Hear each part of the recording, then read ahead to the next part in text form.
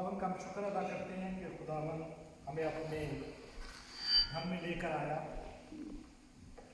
और खुदावन के मुँह मुबारक से जो बातें सलीब से निकली, जो अल्फाज निकले, जो सेंटेंस निकले,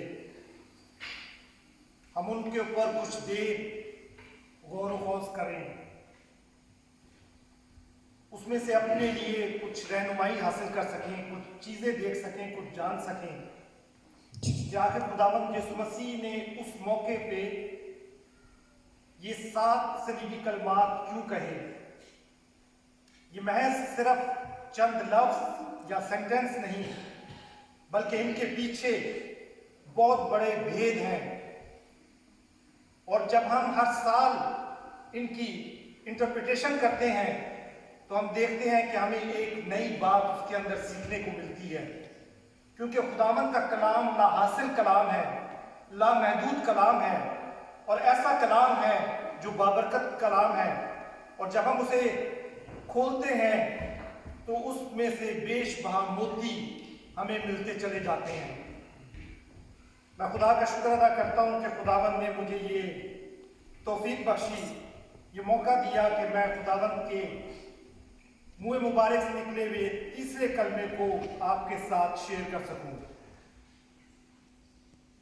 मैं फेलोशिप और प्रेइंग एंड चर्च का भी शुक्रगुजार हूँ कि जिन्होंने ये मौका मुझे बख्शा कि मैं आपके साथ ये कलाम शेयर कर सकूं।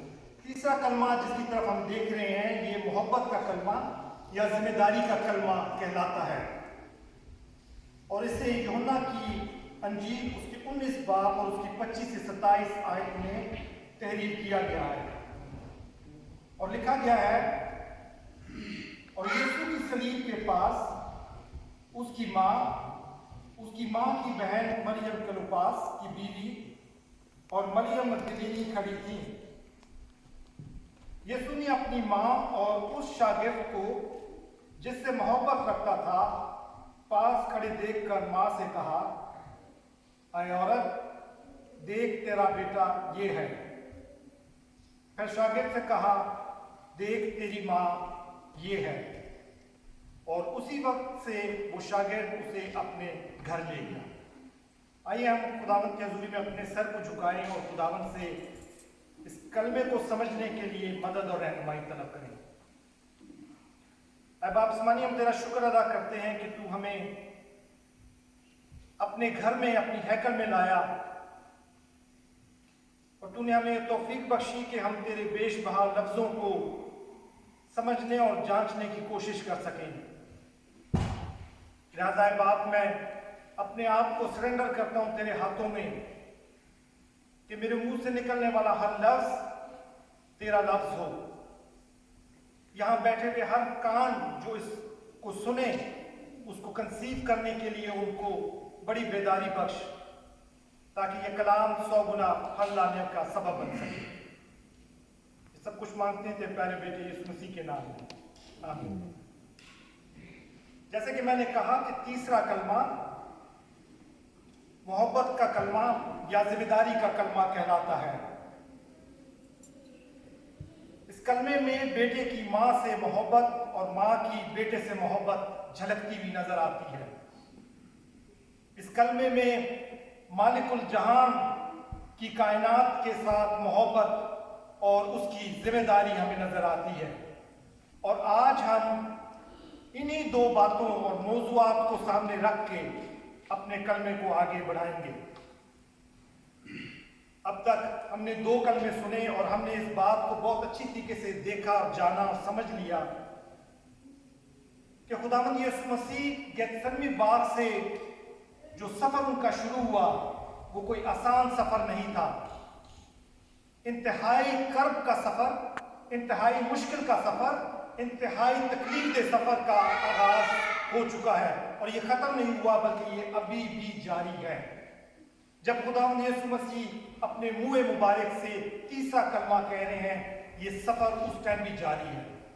वो तकलीफ, वो तड़प, वो अभी भी जारी है। अज़ियतों का सफर अभी खत्म नहीं हुआ।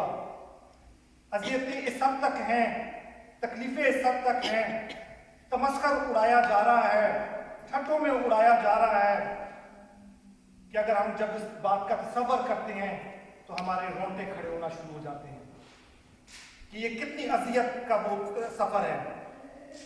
कांटों पे, सर पे कांटों का ताज पहनाया गया जिससे जख्म हो चुका है, खून की बूंदे चेहरे पे अपनी जगह बना चुकी हैं, चेहरे मुबारक पे न जाने कितने थप्पड़ मारे गए हैं, कमर पर से खाल उतर गई है, चेहरा इस कदर लहूलुहान है कि अब वो पहचाना नहीं जा रहा। लफ्ज के जिस्म का कोई हिस्सा अब ऐसा बाकी नहीं।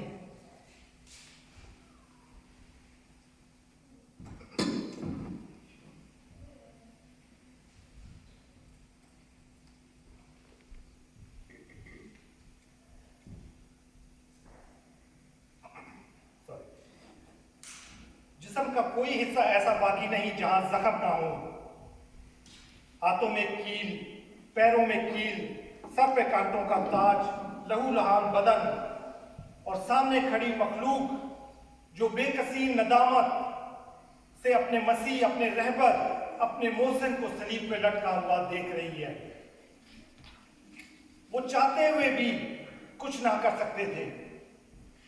बेबस और लाचार दुख से खड़े सलीब का सिर्फ ये माजरा देख रहे हैं। ऐसे में कलाम हक हमें बताता है कि सलीब के पास चंद लोग खड़े हैं।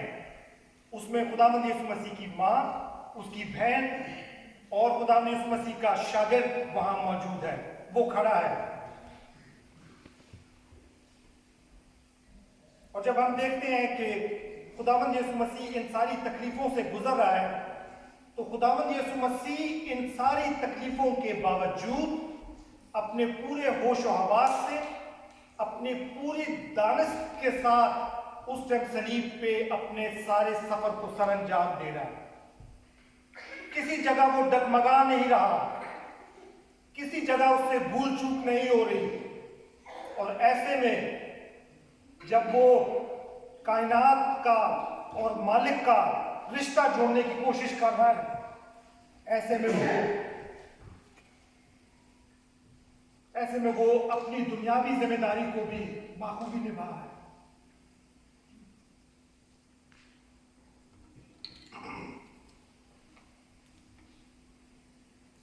और इसीलिए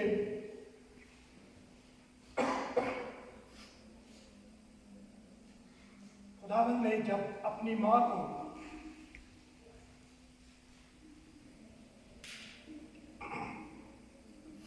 मेरा गला जो सा बैटरी इफेक्ट हुआ है, और हम देखते हैं कि खुदावंद यीशु मसीह जब अपनी मां को सलीब के पास देखते हैं, उस मां को तड़पते, बिलखते, सिसकते, परेशान होते हुए जब देखते हैं, तो वो अपनी जिम्मेदारी, जो दुनियावी जिम्मेदारी है, उसको नजरअंदाज नहीं करते। गो कि उनका मिशन बहुत बड़ा था, गो कि उनका मिशन बहुत अजीम था, उनकी तवज्जो कहीं और थी, लेकिन वो अपनी दुनियावी जिम्मेदारी से किसी भी तौर पे पीछे नहीं हटे। और उन्होंने फौरी तौर पे उस जगह पे अपनी मां का इंतजाम किया और अपनी मां को, जो वो उस बेटे के लिए परेशान थी, एक नया रिश्ता दिया और मां को कहा कि ये तेरा बेटा है, और शागिर्द को कहा ये तेरी मां है। जैसा कि हमने अपनी आज की जो मरकजी आयत है, यूहन्ना की इंजील उसके 19 बाब उसकी 25-27 आयत को हमने पढ़ा, और हमने देखा कि वहां लिखा कि यीशु की सलीब के पास उसकी मां और उसकी बहन और खुदावंद यीशु मसीह का शागिर्द मौजूद था। अगर हम यहाँ इस सेंटेंस पे थोड़ा सा गौर करें, जो लिखा हुआ है कि यीशु की सलीब के पास, तो हम यहाँ कुछ चीजों को अखज़ करेंगे। 3 चीजों को हम अपने लिए यहाँ देखेंगे कि यीशु की सलीब के पास होने से क्या फायदा होता है, क्या मतलब है और इसके क्या मीनिंग है। नंबर 1, यीशु की सलीब के पास 4 लोग मौजूद थे। बहुत सारे लोग थे इर्द गिर्द, लेकिन कलाम हमें बताता है कि 4 लोग यीशु की सलीब के पास थे। اور جب ہم دیکھتے ہیں کہ جو لوگ یسوع کی صلیب کے پاس تھے، خداوند یسوع مسیح نے ان کو مخاطب کیا.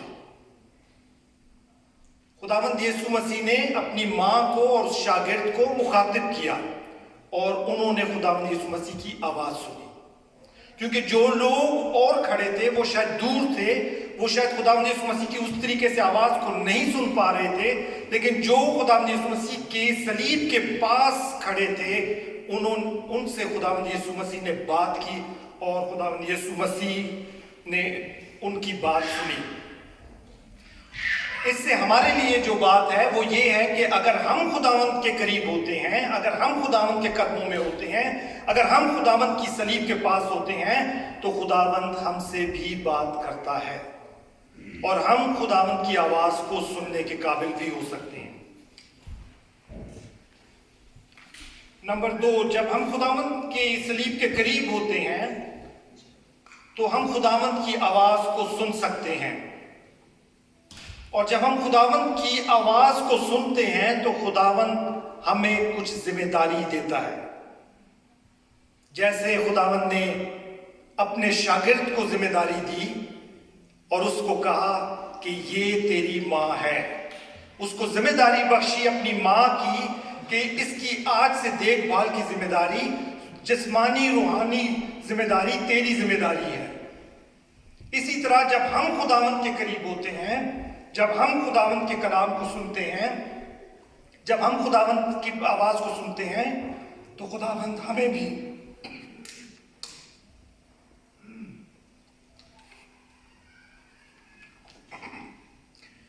ذمہ داری بخشتا ہے.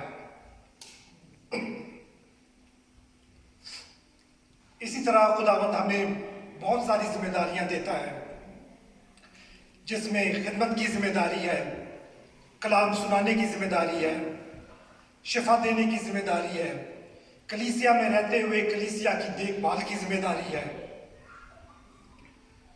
اور اس سے کوئی فرق نہیں پڑتا کہ جو ذمہ داری ہمیں دی جاتی ہے وہ کتنی بڑی ذمہ داری ہے یا کتنی چھوٹی ذمہ داری ہے، بلکہ ضروری چیز جو ہے جس پہ غور طلب ہے وہ ہے کہ ذمہ داری سے زیادہ فرمانبرداری.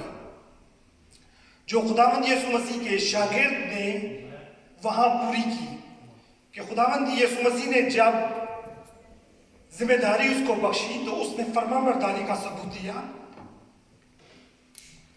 اور اس نے نہ صرف اس کو قبول کیا بلکہ اس کو فوری طور پر پورا بھی کیا.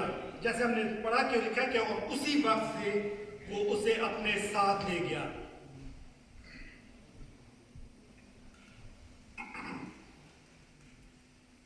اسی طرح خداوند یسوع مسیح رائٹ ناؤ ہمیں بھی کچھ ذمہ داریاں دینا چاہتا ہے.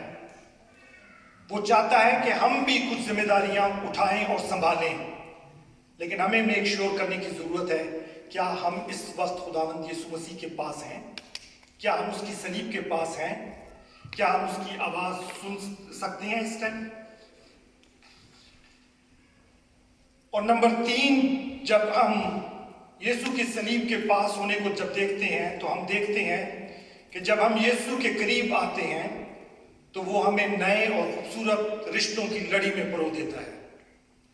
جیسے اس نے ماں اور شاگرد کو بیٹے اور ماں کے رشتے میں پرو دیا، اسی طرح وہ ہمیں بھی ان خوبصورت رشتوں میں پرو دیتا ہے. اگر ہم جلدی سے لوکا کی کتاب اور اس کے 8 باب کو دیکھیں تو ہم دیکھتے ہیں کہ لوکا کی کتاب اس کا 8 باب اور اس کی 19 آیت سے 21 آیت میں لکھا ہے، پھر اس کی ماں اور اس کے بھائی اس کے پاس آئے مگر بھیڑ کے سبب سے اس تک نہ پہنچ سکے، اور اسے خبر دی گئی کہ تیری ماں اور تیرے بھائی باہر کھڑے ہیں اور تجھ سے ملنا چاہتے ہیں. اس نے جواب میں ان سے کہا کہ میری ماں اور میرے بھائی تو وہ ہیں جو خداوند کا کلام سنتے ہیں. یہاں ہم دیکھتے ہیں کہ خداوند یسوع مسیح ایک نئے رشتے کی بنیاد رکھ رہا ہے، ایک نئے خاندان کی بنیاد رکھ رہا ہے. اور خداوند یسوع مسیح ہمیں سکھاتا اور بتاتا ہے کہ جو لوگ خداوند کے قریب ہوتے ہیں، جو لوگ خداوند کے گھر میں آتے ہیں، جو لوگ خداوند کا کلام سنتے ہیں، اور اس پہ عمل کرتے ہیں وہ ایک خاندان کی شکل اختیار کر جاتے ہیں، وہ خداوند کے بیٹے اور بیٹیاں بن جاتے ہیں، وہ خداوند کے بہن بھائی بن جاتے ہیں، اور خداوند ان کی دیکھ بھال کرتا ہے، ان کو سنبھالتا ہے، ان سے پیار کرتا ہے۔ اور خداوند جس طرح اپنی ماں کا خیال کر رہا تھا، جس طرح خداوند یسوع مسیح کو اپنی ماں کی فکر تھی، اسی طرح خداوند یسوع مسیح اپنے بچوں کی فکر بھی کرتا ہے۔ خداوند چاہتا ہے کہ وہ اپنے بچوں کو اطمینان، سکون، راحت، فتح مہیا کرے۔ اور اگر ہم جلدی سے دوبارہ سے یوحنا کی کتاب میں چلے جائیں، اس کے 14 باب اور اس کی دوسری اور تیسری آیت کو دیکھیں تو وہاں لکھا ہے، میرے باپ کے گھر میں بہت سے مکان ہیں، اگر نہ ہوتے تو میں تم سے کہہ دیتا کہ میں جاتا ہوں تاکہ تمہارے لیے جگہ تیار کروں۔ میں جاتا ہوں اور تمہارے لیے جگہ تیار کروں، اور اگر میں جا کر تمہارے لیے جگہ تیار کرتا ہوں تو پھر آ کر کیا کروں؟ تمہیں اپنے ساتھ لے جاؤں۔ اور کیوں لے جاؤں؟ تاکہ جہاں میں ہوں وہاں تم بھی ہو۔ یہ ہے ہمارے خداوند کی ہم سے قربت، ہم سے محبت، ہم سے لگاؤ۔ وہ چاہتا ہے کہ جہاں وہ رہتا ہے وہاں ہم بھی رہیں، جہاں نہ دانتوں کا پیسنا، نہ رونا ہے، جہاں نہ کوئی افسردگی ہے، جہاں نہ کوئی پریشانی ہے۔ خداوند چاہتا ہے کہ ہم اس کے ساتھ اس جگہ پہ، اس مقام میں رہیں۔ اور جو بڑی خوبصورت بات ہے وہ یہ ہے کہ خداوند کہتا ہے کہ میرے باپ کے پاس بہت سے گھر ہیں، unlimited, first come first serve نہیں ہے۔ جو خداوند کے پاس آئے گا اس کو وہ مقام ملے گا۔ تو آج کے کلام سے جو ہم نے بات سیکھی، جب ہم کنکلوژن کی طرف جاتے ہیں تو ہم نے 4 چیزوں کو آج کے کلام سے دیکھا کہ ہمیں یسوع کے قریب آنا چاہیے۔ نمبر 2، جب ہم خداوند کے قریب آتے ہیں تو ہم اس کی آواز کو سنتے ہیں۔ اور نمبر 3، جب ہم اس کی آواز کو سنتے ہیں تو وہ ہمیں ذمہ داری بخشتا ہے، اور اچھے تابعدار شاگرد کی طرح ہمیں اس کو پورا کرنا چاہیے۔ اور نمبر 4، جب ہم یسوع کے پاس آتے ہیں تو ہمارے رشتے مضبوط ہونا شروع ہوتے ہیں، اور خداوند ہمیں خوبصورت رشتوں میں باندھ دیتا ہے۔ تو لہٰذا آئیے، اب وقت ہے کہ ہم خاموشی کی حالت میں اپنے آپ کو جانچیں اور خداوند کے سامنے رکھیں کہ اے باپ، میں اپنے آپ کو سرنڈر کرتا ہوں، میں تیری حضوری میں آتا ہوں، میں چاہتا ہوں کہ تو مجھ سے ہم کلام ہو، میں تیری آواز سننا چاہتا ہوں، اور جو ذمہ داری تو نے میرے لیے رکھی ہے میں اسے قبول کرنے کے لیے تیار ہوں۔ ہم 1 منٹ کی خاموشی میں اپنے سروں کو جھکائیں گے اور دعا کریں گے۔ آپ کے لیے کوئی دعا نہیں کرے گا، آپ اپنے لیے خود دعا کریں، کیونکہ جو آپ اپنے لیے مانگیں گے وہ کوئی اور آپ کو نہیں دے سکتا۔ لہٰذا ہم خاموشی کی حالت میں رہتے ہوئے 1 منٹ کی خاموشی میں اپنے لیے اپنے خدا سے دعا کریں، اور اس کے بعد ہم چوتھے کلمے کی طرف جائیں گے۔ Thank you.